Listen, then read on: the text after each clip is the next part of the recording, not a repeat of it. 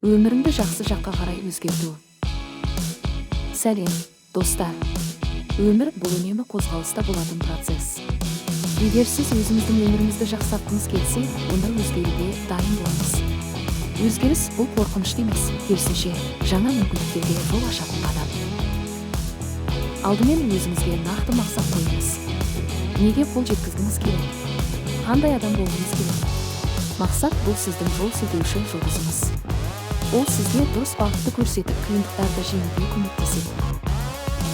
Үлкен өзгерістер бірден болмайды. Кішкентай қадамдардан бастаңыз. Күн сайын өзіңізді жақсартуға тырысыңыз. Бір кітап оқыңыз, жаңа нәрсе үйреніңіз, спортпен шұғылданыңыз. Әрбір кішкентай қадам сізді мақсатыңызға жақындатады. Ең бастысы, өзіңізге сеніңіз. Сіз бәрін жасай аласыз. Кез келген қиындықты жеңе аласыз.